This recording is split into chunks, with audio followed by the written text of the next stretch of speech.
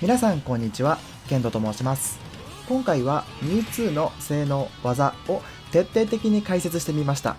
これからミュウツーを使う人やミュウツーを使っているけど知らなかった事実など全て載せていますので、よければご覧ください。動画のラインナップとしてはこんな感じになっています。それではどうぞ。まずはミュウツーの長所です。ミュウツーは撃墜技が豊富で、反射持ち、飛び道具持ちで全ての技に対応ができ、復帰阻止を深めにいけるという利点があります。ミュウツーの短所は軽くてでかく、そして動きに癖があり、必要なテクニックが多いキャラクターとなっています。難しい分、流れを取るととても気持ちいいキャラですので、ぜひ使ってみてください。ミュウツーの基本性能ですが、走行速度が全キャラ18、空中速度が全キャラ中3位と、運動性能はとても高いです。ただし尻尾の判定が問題でして、こう歩いたり走行したりダッシュしたりステップしたりすると横に、尻尾が広がってしまうので、やられ判定が大きくなってしまうという、不利な点がありますね。ジャンプしても尻尾をこう回すので、その分やられ判定が大きくなってしまいます。ジャンプ精度は高く、2段目のジャンプはふわりとした独特な挙動を行うのが特徴となっております。2段ジャンプと同時に必殺技を行うと上昇をキャンセルするというミュウツー独特の性能があります。これを僕はペチと呼んでおります。空中攻撃の場合はふわりと高く上昇しながら空中攻撃を行うという独特な動きをします。コンボに使用するパーツとしてとても重要なテクニックになっています。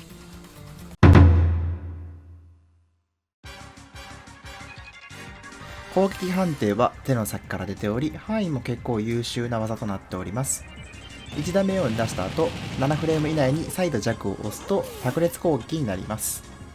ダウンレーンの指導技にもなるので、下強や横スマなどでダウンレーンを締めましょう。ミュウツーが崖を背負っている状態で弱をすると、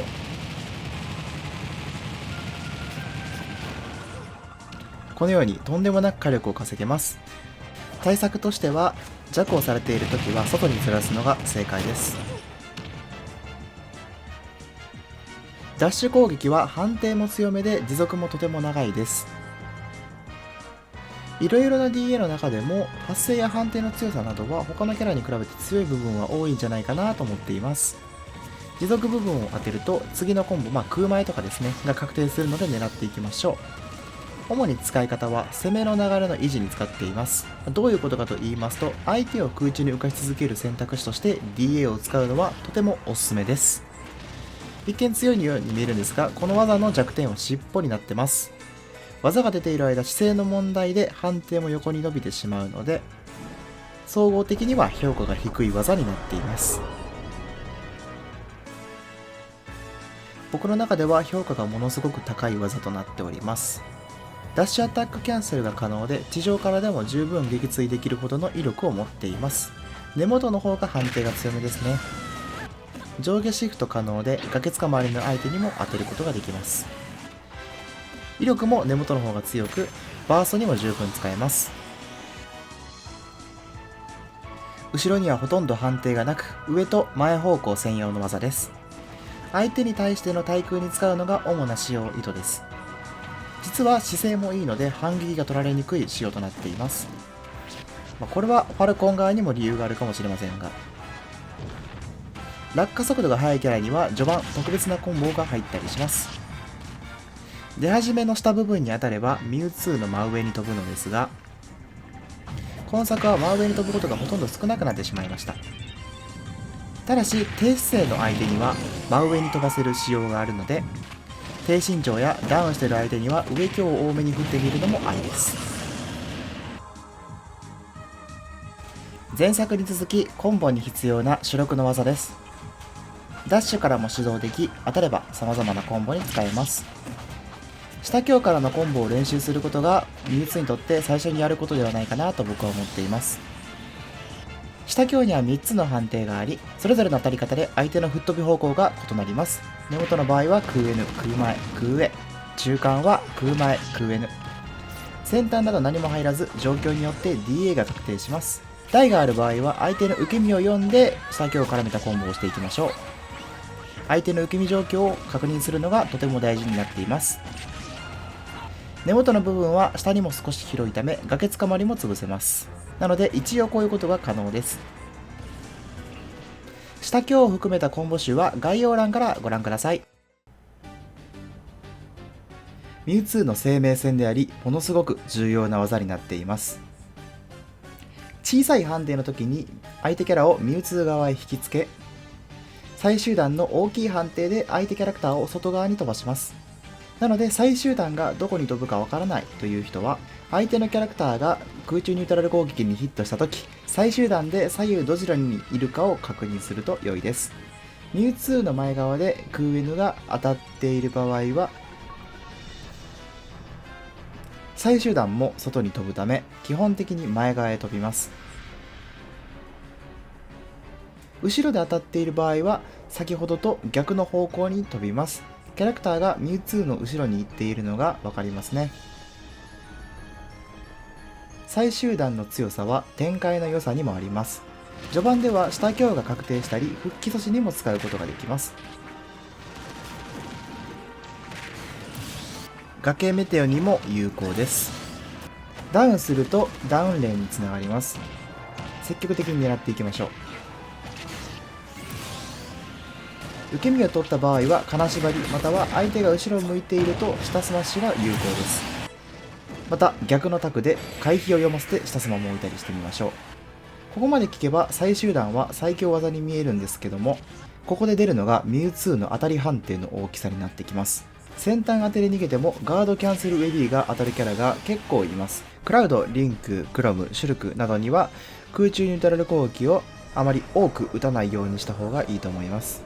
次は空中ニュートラル攻撃を急降下でキャンセルした時の説明です。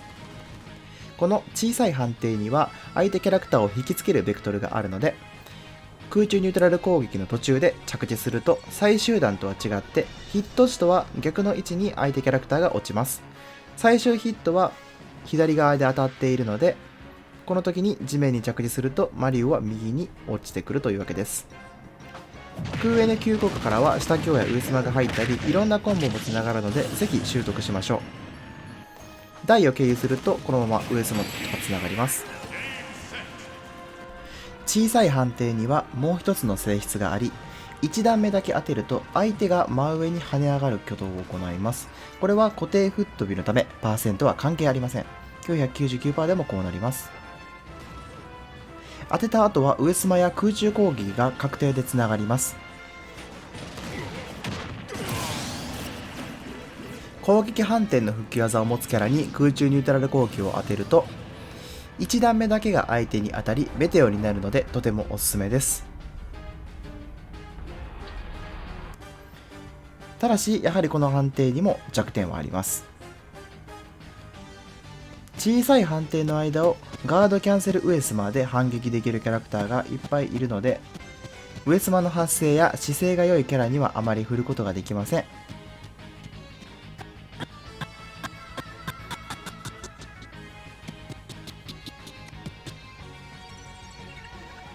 バースト、ダメージ、コンボ全てで使用する重要な技です。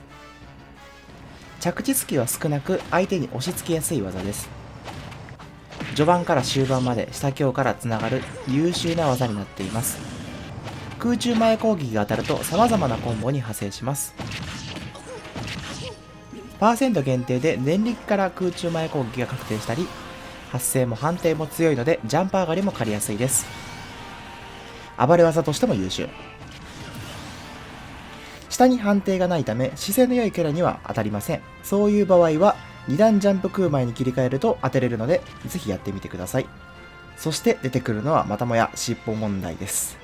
適正な距離で空中前攻撃を振らないと予想外のところで攻撃に当たってしまう可能性があります。気をつけましょう。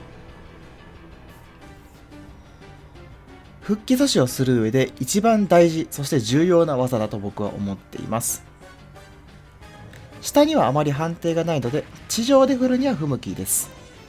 根元の方が先端に比べとても威力が高いパーセントにご注目。空前と空後の使い分けをできることがミュウツーを使う上でとても大事だと僕は思っています。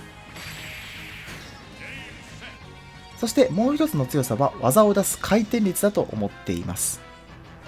後スキのなさから広範囲の空語を多く出せるので、このように空語で運ぶことができます。もし空語が当たらなくても次の空中攻撃を行えるので保険にも便利です。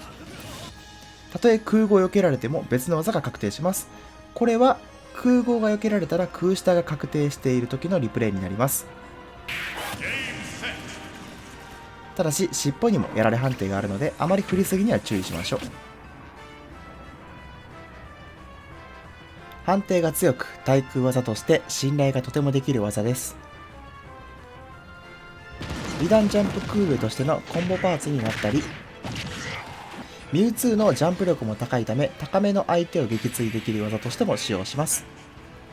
空上の魅力は急行が空上からコンボがつながることです。台上の相手や中パーセントで金縛りを当てた場合、このコンボを使いましょう。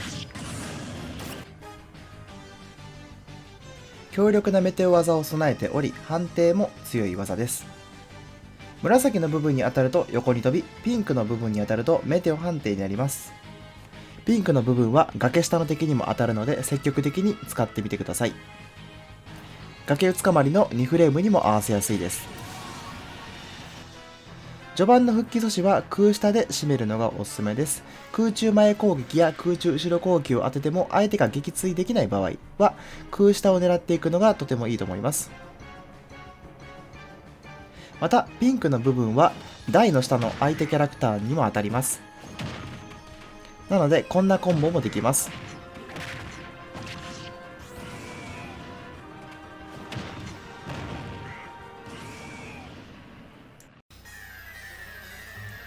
強力な吹き飛ばし力と判定を持つバーストにとても使える技です。一番威力が高い技なので崖際では横スマがおすすめです。ラインを少し引いて横スマをするというのもとても強いです。相手が回避をした場合にも横スマが有効になります。上下にシフトが可能でどちらも大事な役割があります。空中攻撃が多いキャラなら上シフト横スマがとても強く、下から復帰してくるキャラには下シフトが崖つかまりに当たります。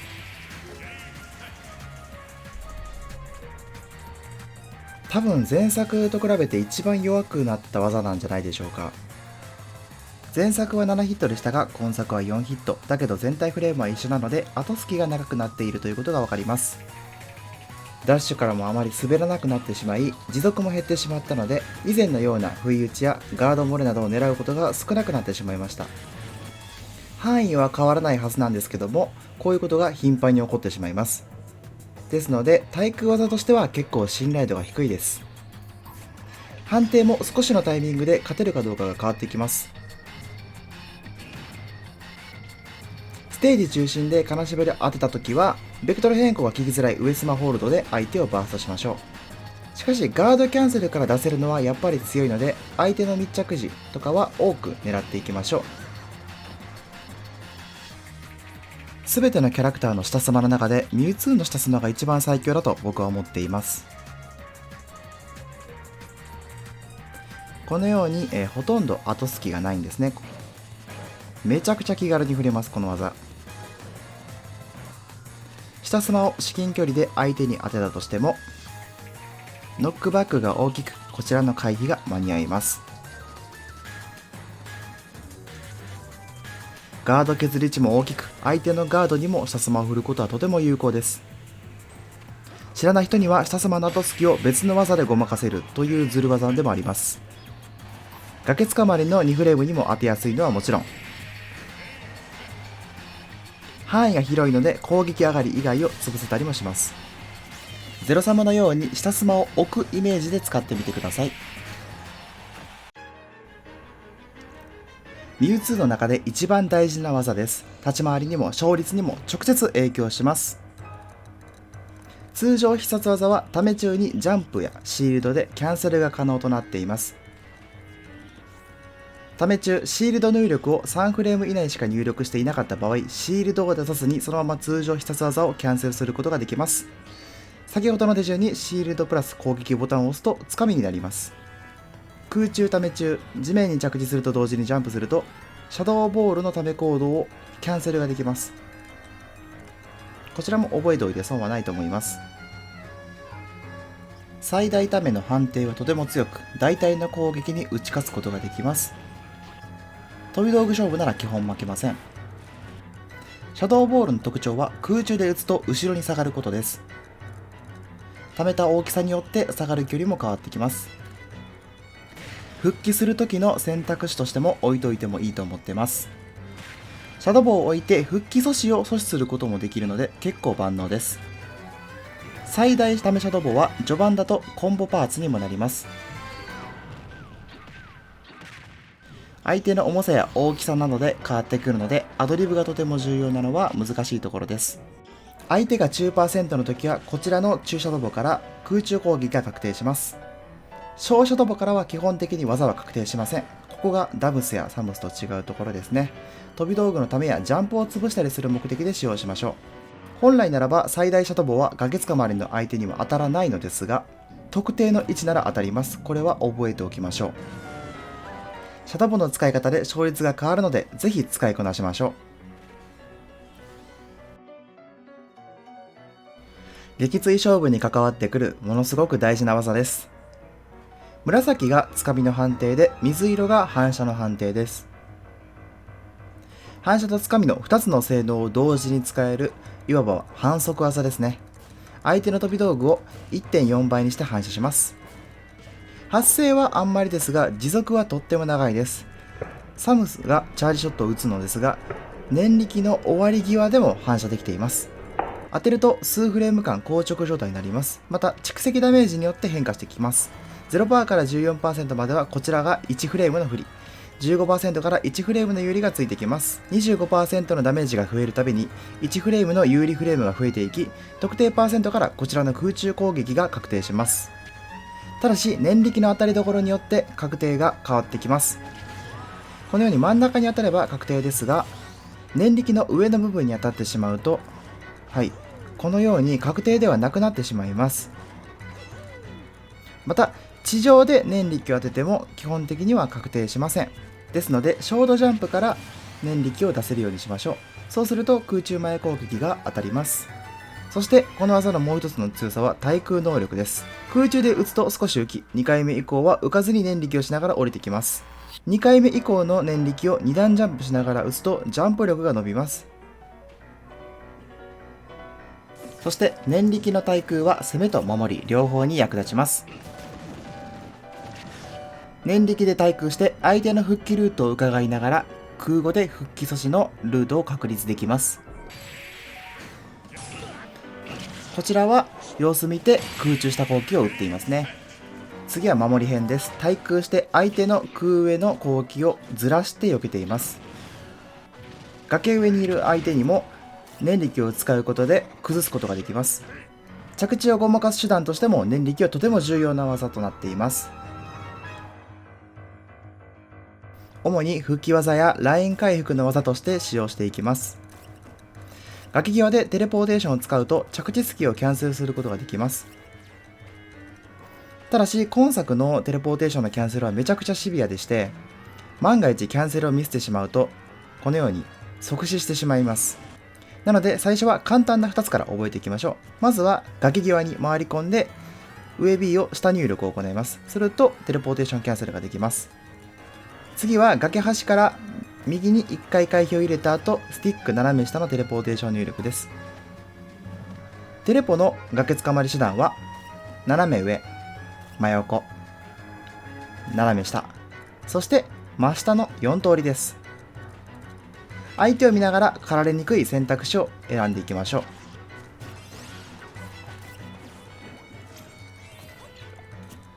回避よりテレポーテーションで逃げた方がいい場合もあります。これはキャラクターによりますね。絶対にやってはいけないのは地面に平行になって上 B をすることです。これはガードを押しっぱなしにしているのですが、落下速度が遅い上に硬直が30フレームもあるので、これだけの着地隙が生まれてしまいます。なのでテレポーテーションは地面の方向に向かって移動しましょう。今作でもズバ抜けて壊れている技です。この技を当てることができれば基本的には勝てると言っても過言ではありません。正面を向いているキャラクターに当てると数秒の隙を与えることができます。相手のピオリ時間はこちらのストック差と相手のパーセントに依存しています。低パーセントの場合は解かれるのが早いですが、高パーセントの場合はピオリの時間が長いです。ジャンプしている相手に当たると少し相手を吹っ飛ばします。後ろを向いているキャラクターには金縛りは当たりません。この技の強さは飛び道具判定とリーチがあることです。マルスの横スマより長いリーチを持っています。相手の置き技に金縛りを置くと驚異のリーチになるので、ぜひ使ってみてください。次に強いのが10から16フレームまで全身無敵があるということです。無敵を利用することで一方的に相手の技に勝つことができます。ベレスの横スマにも無敵が噛み合えば、このように金縛りが一方的に勝てます。ガードキャンセルコードが強いキャラにも金縛り暴れをしてみましょう。こちらは無敵で避けて相手の回転切りを消していますね。判定が頭の位置にあるので、しゃがみ姿勢の相手には基本的に当たりません。着地時の姿勢によっては当たらない場合もあります。金縛りは飛び道具判定なので反射には十分注意しましょう。続いては投げ技各種類です。まずはつかみ。投げの性能としては普通の部類、中量級タイプに入ります。ダッシュつかみはミュウツー脇で掴むので全く強くありません。続いて前投げです。相手に向かって小さいシャドーボールを投げます。シャドーボールを投げている間は無敵もないので後隙も大きいし、あまりおすすめしません。魔法簡単の相手にもあまりおすすめしません。このようにシャドーボールが反射されてしまうからです。続いては後ろ投げです。実は上投げよりも強い投げの撃墜技を持っています。トレーニングモードのメモリで数えると17メモリ。これはネスの後ろ投げよりは少し短いですが、パルテラの後ろ投げよりは少し長いです。上投げです。弱体化はされましたが未だ健在の撃墜技です。後ろ投げとは違い、ステージ中央からでも撃墜できるのはとても魅力的です。ぜひ使いましょう。下投げは投げコンボにはつながりませんが、とても優秀な技です。ミュウツーにとって有利な読み合いをすることができます。相手の暴れや回避を読んだ場合は金縛りで撃墜できますし、仮に相手が空中前攻撃を回避しても次の攻撃が確定します。低パーセントのうちは台上に乗せることはできませんが、相手のパーセント次第では台の上に乗せることができます。受け身の読み合いに課すとそのままバーストできることもあります。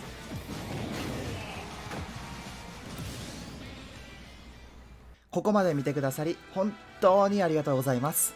立ち回り解説もしようかと思っていたのですが、時間があまりにも長くなってしまったため、改めて別の動画で紹介させていただきます。技について説明が足らない部分もあるかと思うので、コメントで質問してくだされば変えさせていただきます。そしてチャンネル登録と高評価してくれたらものすごく嬉しいです。よければお願いいたします。それでは次の動画で会いましょう。バイバイ。